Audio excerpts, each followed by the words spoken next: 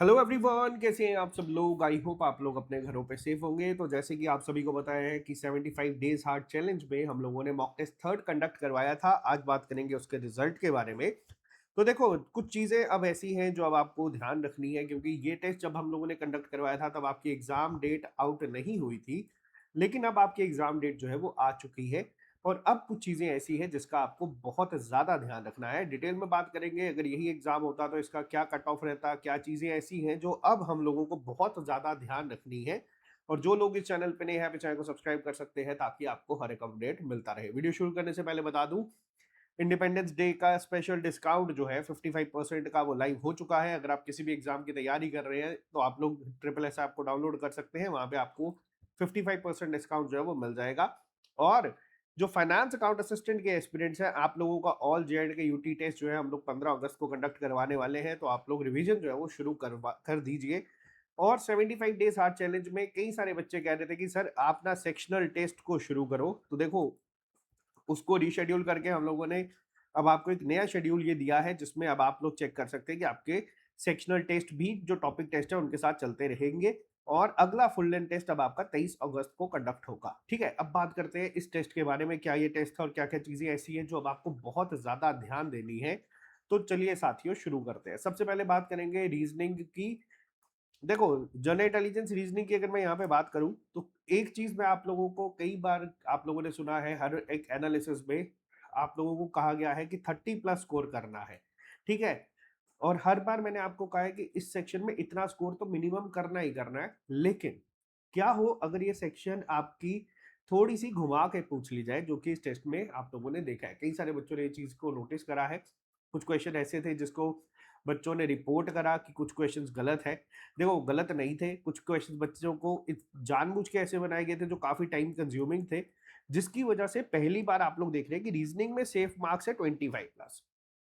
अब यहाँ पे पहला लेसन जो आप लोगों को सीखना है कि हमें घर से कोई भी चीज पहले सोच के नहीं जानी है कि मेरे को पेपर में इस सेक्शन में 35+ स्कोर करने ही करने हैं। क्या हो कि अगर वहां पे जो जेकेएसएस भी कर रहा है कि एक आधी सेक्शंस को घुमा रहा है, तो हो सकता है कि कल को अगर रीजनिंग को घुमा दे, जिसको लेके कोई हर एक बच्चा इस टाइम पे कॉन्फिडेंस में है कि भैया मैं इस सेक्शन में तो कर ही लूंगा, बाकियों में मेरे को करना है। कई बच्चे तो ऐसे जो रीजनिंग की प्रैक्टिस ही नहीं करते।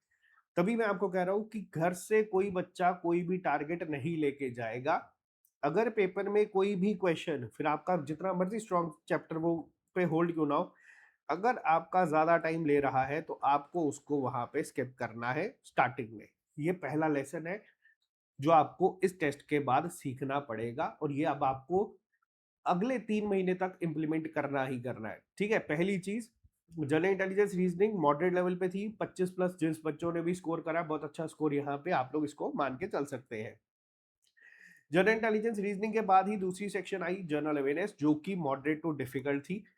अब देखो होता क्या, मैं आपको बताता हूँ। इस सेक्शन में इस बार आपको कुछ चीजें देखने को मिली, जिसमें सबसे पहले थे करंट अफेयर्स। ठीक है, आज से पहले तक हम लोगों को आइडिया नहीं था करंट अफेयर कितने पढ़ने हैं, क्योंकि एग्जाम डेट नहीं थी। अब एग्जाम डेट आ चुकी है। ठीक है, अब एग्जाम डेट जब आ चुकी है तो आपको बता दूं, लेटेस्ट जो जेके एसएसबी कर रहा है वो ये नहीं है कि 2020 के करंट अफेयर 2021 के करंट अफेयर डालेगा।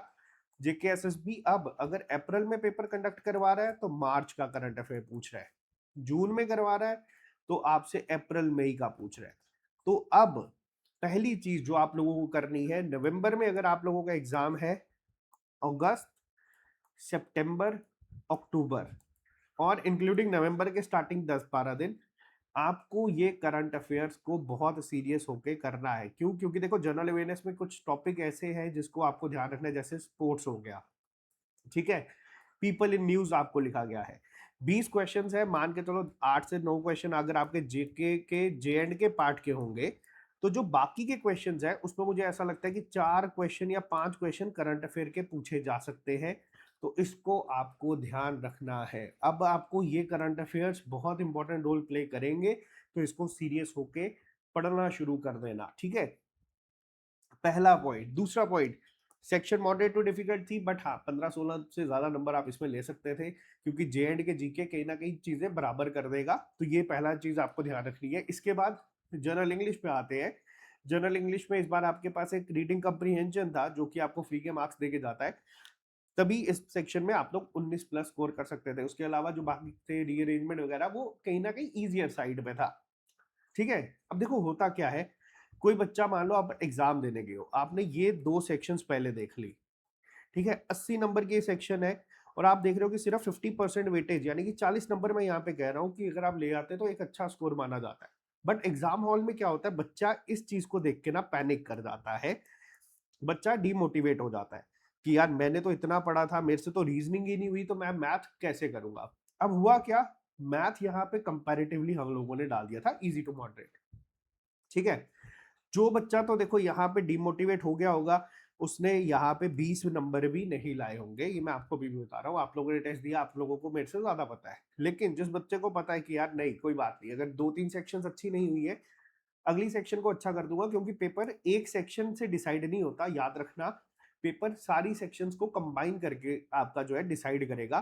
क्वांटिटेटिव एप्टीट्यूड इजी था, बहुत सारे बच्चे वापस 30 आउट ऑफ 30 लेके आए हैं और उन्होंने क्या किया, ये 4-5 नंबर का जो गैप था उसको कवर कर दिया। तो ये चीज अब आपको एक सीखनी है कि पेपर में कोई सेक्शन अगर मान लो बहुत डिफिकल्ट आ गई है, तो उस पर्टिकुलर सेक्शन से ना कट ऑफ डिसाइड नहीं होगा, कट ऑफ डिसाइड होगा जब आप सारा पेपर कर लोगे। मैथमेटिकल एबिलिटी की बात करूं, मैथमेटिकल एबिलिटी में इस बार हम लोगों ने, जो मैंने आपको पिछले वीडियो में बताया था, एनसीईआरटी टच दिया था, जिसमें आपको कुछ क्वेश्चंस डायरेक्ट एनसीईआरटी से पूछे गए थे, जिसमें आप लोगों ने श्रीयंत्र वगैरह देखे थे क्वेश्चंस को। तो वो एनसीईआरटी के क्वेश्चंस है, कल को पेपर में आएगा, कोई इंसान उसको चैलेंज नहीं कर सकता कि जेके एसएसबी ने क्या पूछ लिया। तभी एक सीरीज में जल्दी ही इसको शुरू करने वाला हूँ, 16 प्लस, इसमें आप कर सकते थे। ये थोड़ी टाइम कंज्यूमिंग थी, थोड़ी कैलकुलेटिव थी, जो डीआई थी वो डायरेक्ट नहीं पूछी गई थी, आपको पहले चीजें निकालनी थी उसके बाद ये निकलती, तो कैलकुलेटिव थी। और यहाँ पे सरप्राइजिंगली कंप्यूटर प्रोफिशिएंसी जो था वो मॉडरेट सेक्शन में था, इजी टू मॉडरेट भी नहीं, मॉडरेट आप इसको कर सकते हैं कंसिडर, लेकिन 7-8 सवालों से ज्यादा आप कर सकते थे। अब देखो यहाँ पे आपको बताता हूँ कि कट ऑफ जो है वो कितना गया, 124 से 126। हुआ क्या मैं आपको बताता हूँ, लास्ट टेस्ट में भी हमारा कट ऑफ इसी रेंज में था, शायद 123 से 125 की रेंज में था। कट ऑफ में फर्क नहीं पड़ा, पेपर में सेक्शंस कौन सी, जनरल इंटेलिजेंस रीजनिंग ज्यादा डिफिकल्ट नहीं थी, 3-4 सवाल ही थे सिर्फ इसमें, और जनरल अवेयरनेस को हटा दो, आप इन 4 सेक्शंस को आप कंसिडर करो। अगर आपने अच्छे से तैयारी करी है तो आप इसमें एक अच्छा स्कोर कर सकते हो। बाकी आपको इसमें एवरेज ही स्कोर करना है कि 45 तक भी अगर आप ले जाओगे एक बहुत अच्छा स्कोर बनेगा।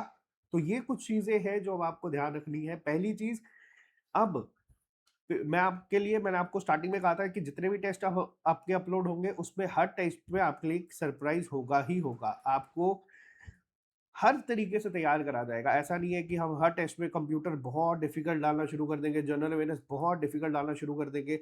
हो सकता है किसी पेपर में कंप्यूटर और जनरल अवेयरनेस बहुत ईजी हो सकता है किसी पेपर में क्वांटिटेटिव एप्टीट्यूड बहुत डिफिकल्ट या टाइम कंज्यूमिंग हो, ताकि आप लोग पहले मेंटली इस तरीके से प्रिपेयर हो जाए, क्योंकि आपको वहां जब आप एग्जाम हॉल में बैठेंगे और जेके एसएसबी जो भी चीज लेके आएगा उससे ज्यादा फर्क नहीं पड़ेगा। तो ये था साथियों हमारा कट ऑफ कितना, 124 से 126 की रेंज से, अगर इससे ज्यादा आपने स्कोर करा है तो एक बहुत अच्छा स्कोर आप इस टेस्ट में मान सकते हैं। लेकिन अब क्या है, अब जैसे जैसे एग्जाम डेट आ गई है, बहुत सारे धुरंधर ऐसे हैं जो टेस्ट देने वाले हैं, कुछ बच्चे ऐसे हैं जो वाकई बहुत अच्छा कर रहे हैं, मैं उनका नाम नहीं लूंगा यहाँ पे, क्योंकि मतलब नेक्स्ट लेवल पे वो बच्चे तैयारी कर रहे हैं। अगर आप लोगों के मार्क्स अभी नहीं आ रहे हैं तो अब आपका टाइम है इम्प्रूव करने का चीजों को, ठीक है, गलतियों को नोट करो और उसको सीखो और उसको इम्प्लीमेंट करो। अगले टेस्ट के लिए अभी भी आपके पास है 10 दिन, ठीक है, जिससे पहले सबके पास होगा सेक्शनल टेस्ट। इन सभी सेक्शनल टेस्ट का एक टोटल बनाना जरूर और देखना कि क्या इसका टोटल आपका कितना बन रहा है, ठीक है, ये आपके लिए एक होमवर्क है। बाकी टेस्ट 4 में आई होप जो भी चीजें हैं आप लोग गलतियां रिपीट नहीं करेंगे, आप लोग गलतियों से इनफैक्ट सीखेंगे। बाकी मिलते हैं जल्दी नए लेक्चर के साथ, अभी के लिए फिलहाल मैं इतना ही रखता हूँ। All the very best. जो फाइनेंस के बच्चे हैं, देखो साथियों तैयारी तो अब आपको करनी है, कई बच्चे ऐसे हैं जो दोनों की तैयारी कर रहे हैं, तो फुल लेंथ टेस्ट आपका होगा 15 अगस्त को, अभी भी टाइम बहुत है, अच्छे से यूटिलाइज करोगे तो आपको एक अच्छा रिजल्ट देख के जाएगा। बाकी मिलते हैं जल्दी नए लेक्चर के साथ। और जो 75 डेज हार्ड ज्वाइन करना चाहते थे, आपका अपग्रेड ऑप्शन वापस आ चुका है, या आज रात तक आपका अवेलेबल रहेगा, फ्री हट जाएगा, तो जिसको भी अपग्रेड करना होगा तो आप लोग इसको कर सकते हैं। बाकी मिलते हैं जल्दी नए लेक्चर के साथ। Bye bye, take care, see you soon, अलविदा।